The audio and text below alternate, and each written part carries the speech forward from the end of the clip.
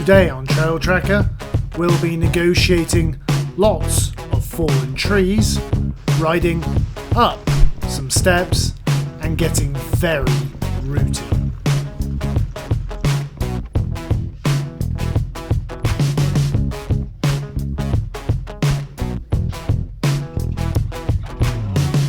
To get to today's trails, I need to ride down the valley to the village of Torben, where I can pick up the first trail of the day that passes round the edge of the village. This down tree obviously wasn't a great start to the trail,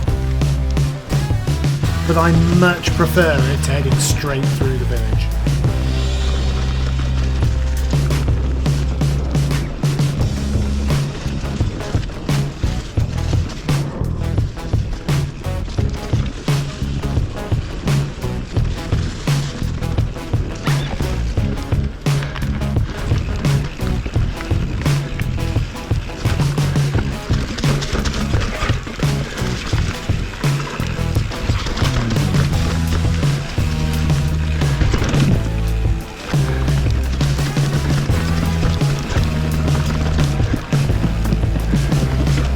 And it also provides perfect access to the second trail, the Torben,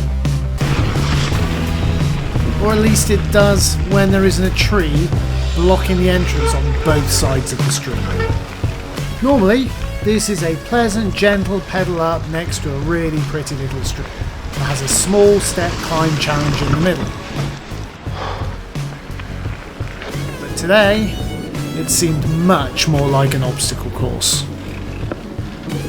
The recent storms have taken their toll. It doesn't seem to matter where I go at the moment.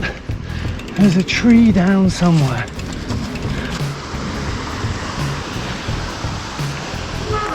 Yet again, another tree down.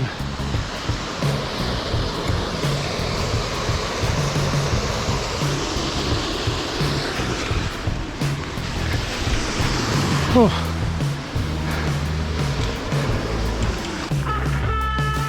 After that, it's just a slog on a mixture of gravel, tarmac and grass up to the ruins on top of the Schauenberg. There are multiple different ways to ride down from here, and so there will be 2 more videos about the Schauenberg. So if you don't want to miss them, just make sure you hit that subscribe button in the bottom right hand corner of the screen.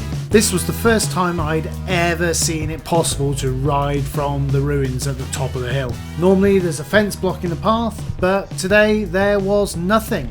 So I just had to give it a try.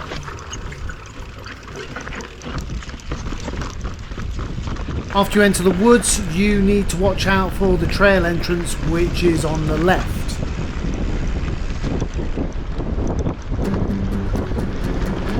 You're then immediately confronted with a choice. Keep right for lots of roots, or left for single track. This is the easier way. It's a bit of a choose your own adventure through the roots.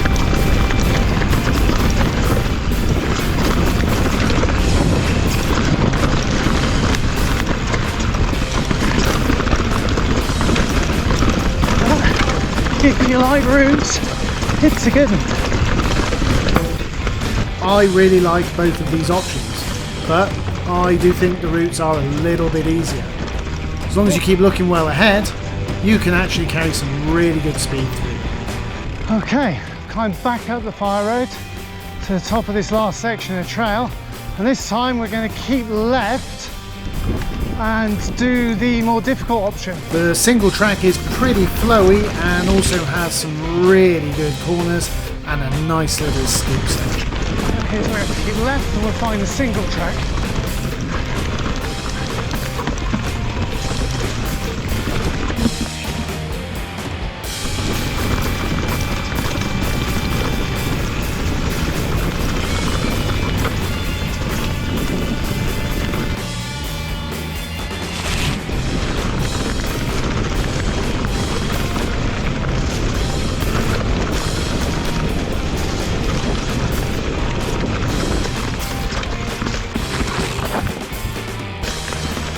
Remember right, there's a steep rooty bit somewhere.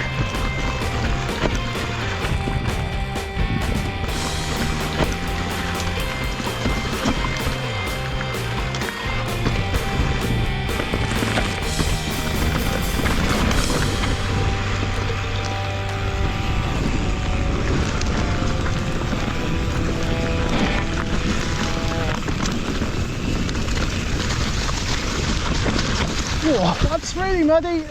After that, you need to head down the road to the next farm where you can pick up a forest road which eventually leads to the next sections of single track. Again, there are two options on this next section of single track and they are both really good.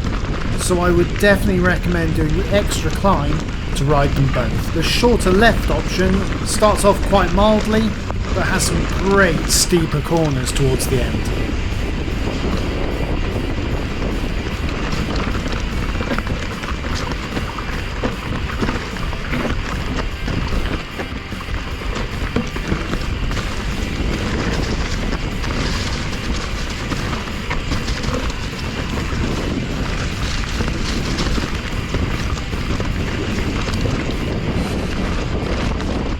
The right hand option also starts off quite easily,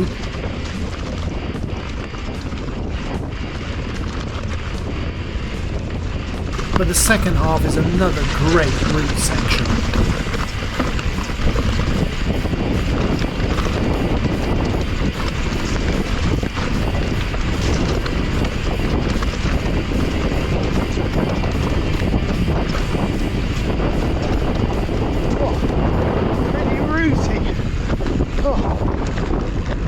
There are another two trails on Trail Forks that follow on from these trails and take you back down to the valley. But I was starting to run out of time, so I tried to find a route that would drop me out nearer to home.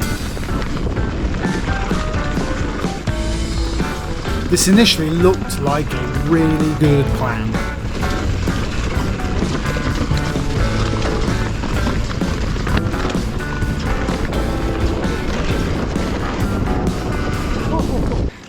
But then I got to this.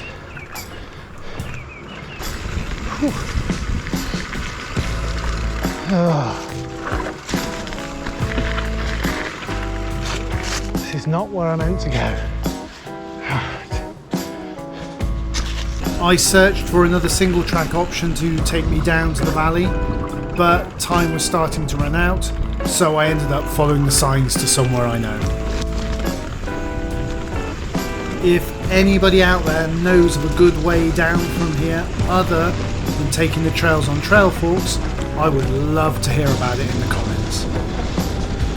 How to lose a lot of height very quickly without having really so much fun. Anyway, never mind, it was still a great ride, and I will definitely be back to show you all the other trails around the Schauenberg. Thanks for coming along, and I'll see you next time.